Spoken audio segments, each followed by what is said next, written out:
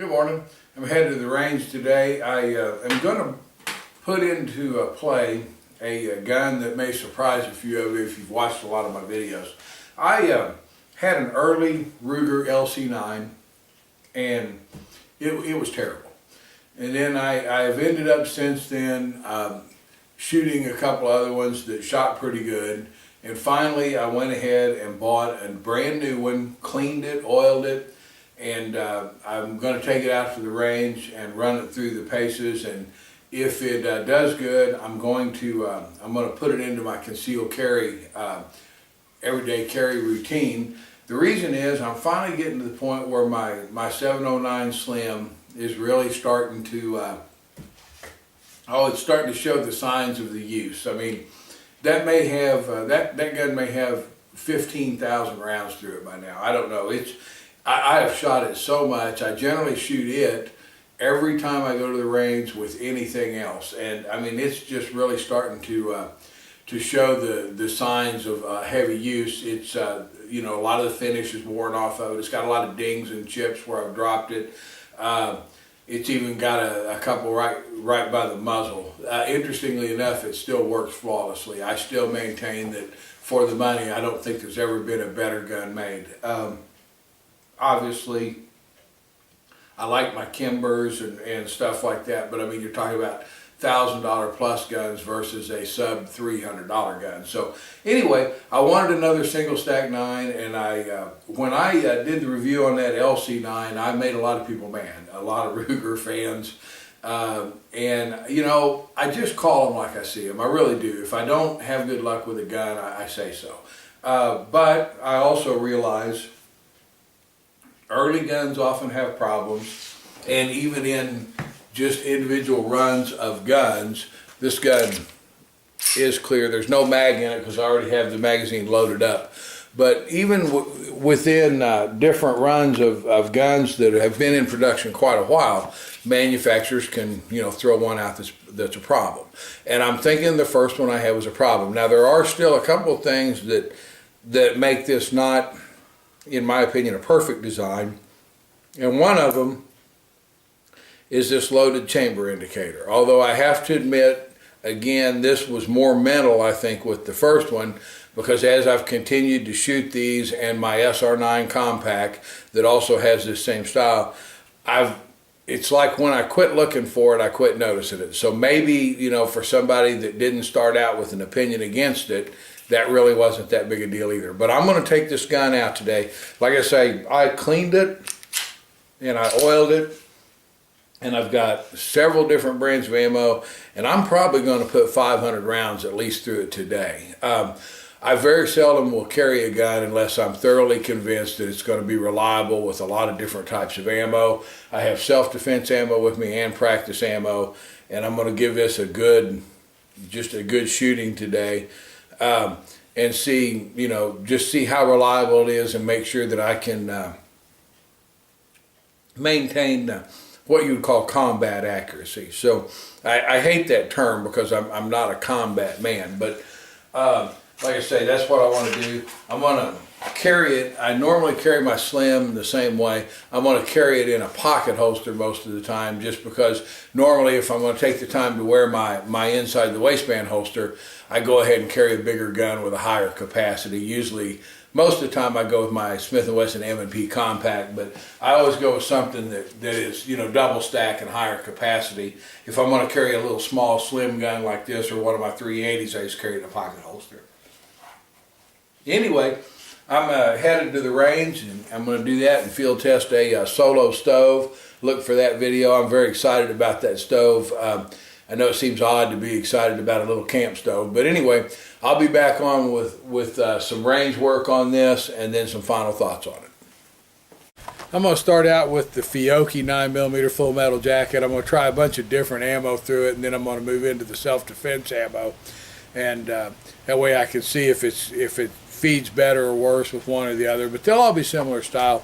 The self-defense ammo uses the critical defense, which I find feeds the best. It has kind of a profile very similar to the Full Metal Jacket. But I'm going to move the camera down there. I'm going to be shooting at 5 yards, and like I say, I've only got one magazine, so I'll probably shut the camera off pretty regularly to reload so that I save some battery.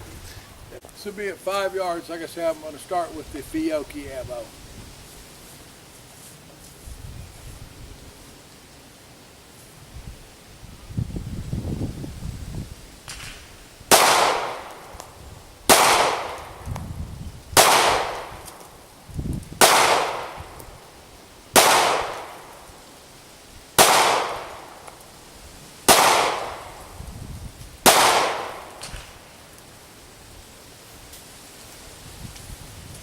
Not bad.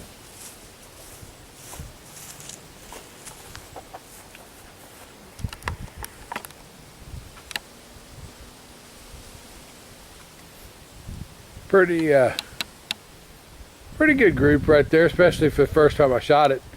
It's not actually not too bad a trigger at all. I thought I wasn't going to like it, but I don't know, it's not bad. That was 50 quick rounds, and they were quick. I didn't try for any groups. I never do. I'm not much interested in groups. I'm interested in just center mass hits. That was a quick 50 with the Fiocchi ammo. I'm going to bring the target down, re-staple another area and put a red dot up, and then I'm going to switch over to Federal ammo and see how it groups. I suspect it'll probably do about the same. When you're shooting 5 to 7 yards, the ammo's not really that critical, but sometimes they do like one over the other. Next one I'm going to is just the old cheap American Eagle. It's a Federal cartridge, I believe. Yeah, it's Federal. It's kind of their low end, like the Winchester white box. I'm gonna run a box of 50 through it. I changed the target down there just so we can, you know, not be confused with the old group. And what I've done is just fold that down and put an orange dot up there. So anyway, I'm gonna load this thing up and we'll test it a little bit. I'll leave the camera on for the first round like I did before, and then I'll turn it off and finish the box. So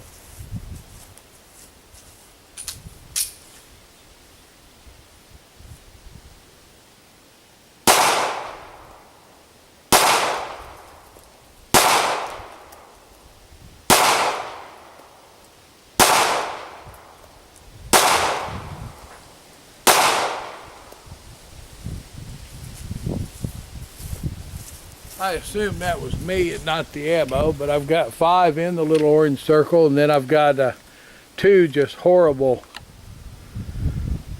ones that I'm going to put another dot up and actually try to shoot this for a 5-shot group and take a little bit of time. I tend to shoot really fast, and I get a lot of comments about it that guys say, boy, you don't shoot a very good group. So I'm going to try to, but the cool thing is if I shoot a really bad group, I'll just edit this whole segment out and you'll never know the difference. Put a second dot up at 5 yards. I'm going to try to get a decent group and see if I can get any kind of a good group out of this gun at all. It seems to be very accurate. I just tend to shoot really fast with a full trigger stroke instead of staging the trigger, but I'm going to try to slow down and see if I can get a decent group to get some idea of what the gun's capable of.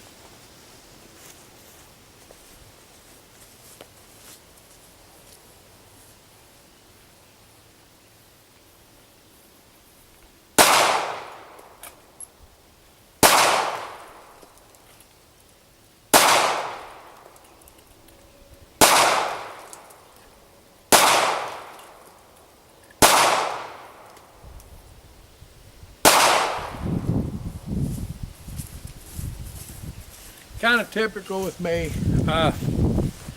I get to thinking about my group sometimes and I try a little too hard. Anyway, there's 5 in, 2 just out. Those that are out aren't out over maybe, I don't know, 3/4 of an inch or an inch. So that's pretty good. That's the Federal American Eagle, which is their cheap ammo. So this gun's very accurate. Like I say, this is more how I tend to shoot just because I just normally don't take my time. But 2 more to try here. Federal Champion. It's a little better than the American Eagle, but not much. And Monarch, which is the crap they sell at Academy that's steel cased. I almost hate to run this through a good gun, but I'm going to try some because so many guys are coming in my store out there in Rogersville and saying that, you know, they've been shooting this and having good results with it. There's, on the left is the Federal Champion, on the right is the steel-cased Monarch. I'm going to throw a dot up and do the critical defense ammo in a minute. I'll try to shoot a little better group. Those were all shot very, very fast, just literally as quick as I could pull the trigger. It's hot out here and I'm getting tired, so don't judge the group too harshly on that. But anyway, so far this gun's 100%. I've not had one failure to feed, failure to eject, failure to go into battery. I haven't had any kind of a stoppage at all with it yet. Center one is 18 rounds of Hornady critical defense at 5 yards, double action, offhand. Not bad, not great. I'm a little tired. I had a couple of low ones there when I first started. I've been shooting that Full Metal Jacket practice ammo, and it tended to shoot a little bit high, so my first couple of shots were low till I adjusted a little bit to hold. But then after that, it tightened up. It really wasn't bad. Anyway, I'm on about, I think, 250 rounds through that gun so far, and I'm going to try to get another 250 through it. But I'll see you back at the house with some final thoughts on this gun. I'm back. As you can see, I put that LC9 through its paces today. I don't change my mind a lot. And the first one of these I shot, I just did not like it at all. I had a lot of reliability issues with it. It had a horrible, horrible trigger. And I just was not a fan. I've since shot a couple more, and they were, I don't know if I showed you, the gun's clear, no mag in it. They were considerably better than this one. They were both used. One I actually bought used at the pawn shop. I turned around and after I shot it again, I got rid of it. I still wasn't completely convinced. The other one was one I just borrowed. This one I actually bought brand new, cleaned it, oiled it, and decided to give it a good open-minded test. They have drastically improved the trigger. I don't know if that's just a matter of the later run. The serial number on this one's 326 dash, and then it looks like it's got 5 digits after that. I don't know if as they've made the gun, they've improved some things, or if I just really had a bad one. But this one, the trigger, it's all day long, but most double action only guns like this are, but it's smooth. A little heavy. This is not a striker fired gun. It's like a Kel-Tec in that there is a hammer back here, and you can actually see it, but it's enclosed and it's double action only. Anyway, by the time the day was over, I put about 500 rounds through it. I know I'll get some comments again. I didn't shoot particularly great, but it was 92 degrees when we left the range, and I was just dead tired. And I mean, I was shooting that literally pow, pow, pow, pow, pow, pow, pow, pow, as fast as I could shoot them. I was interested in two things, and that's all I care about. Is it what you would call combat accurate? Like I said, I'm not a big fan of the term, but can I keep them center mass at 5 to 7 yards, firing quick? And the second thing, which is as critical to me, I don't know which one you could say is more critical, is the gun reliable, and is it reliable with several different kinds of ammo? I ended up running 5 different kinds of ammo through it. I ran the critical defense, the Academy house brand, I already forgot what it was called, steel case stuff, Federal Champion, Federal American Eagle, and Fiocchi. And it fed them all. I never had a stoppage all day. And like I said, by the time we were done, I was I believe a little over 500 rounds total. Only 50 of that was critical defense, but I had no problems with the critical defense either. That's expensive to set and practice with, but I believe that a guy should give his defensive carry gun at least a couple of boxes of your defense round of choice, and really that's pushing it, but ammo's just so high anymore. But I shot 2 full boxes of critical defense through it, and then that's what I'm going to carry in it. But I am going to move this in for a while to my concealed carry regimen. I'm going to clean it, oil it, carry it in one of my pocket holsters that I make, and like I say, I'm kind of big on the pocket holsters when I'm carrying the smaller guns. When I carry the bigger guns, then I move to the IWB holsters. But on these, I've never felt the need for the IWB holster in a small, thin gun like this. Anyway, thank you a lot for watching, and I'll try to get some more videos up soon.